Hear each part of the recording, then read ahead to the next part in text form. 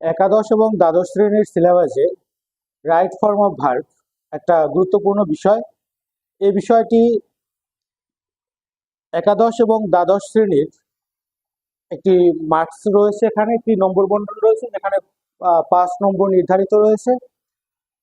এই বিষয়টি একই সাথে ইংরেজি ল্যাঙ্গুয়েজের ক্ষেত্রে বা ব্যাকরণের ক্ষেত্রে একটা বেসিক বিষয়, যে বিষয়টি আয়ত্ত করতে নিতে পারলে অন্যান্য সাবজেক্ট, অন্যান্য যে গ্রামাটিক্যাল আইটেমগুলো রয়েছে সেই আইটেমগুলো বুঝতেও ছাত্রছাত্রীদের অনেক সুবিধা হবে। তাই আমরা আজকে এই রাইট ফর্ম অফ ভার্বের উপরে কিভাবে প্রাথমিকভাবে এটা আয়ত্তে নেওয়া যায়, কিভাবে উত্তর করা যায়, এ বিষয়ে একটি ক্লাস নিব। তোমরা মনোযোগের সাথে ক্লাসটি শুনবে।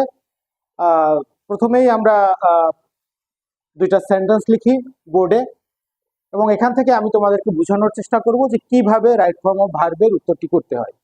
রাইট ফর্ম অফ ভার্ব ব্যাপারটা ভার্বের সাথে রিলেটেড, বিষয়টা হলো ভার্বের সাথে রিলেটেড, অর্থাৎ একটা সেন্টেন্স থাকবে,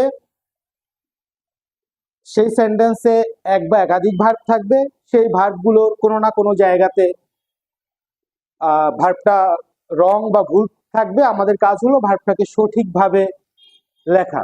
এখানে আমাদের পরীক্ষায় যেটা আসে সেটা প্যাসেজ আকারে আসে। বোঝানোর সুবিধার্থে আমরা সিঙ্গেল সেন্টেন্স দিয়ে শুরু করছি।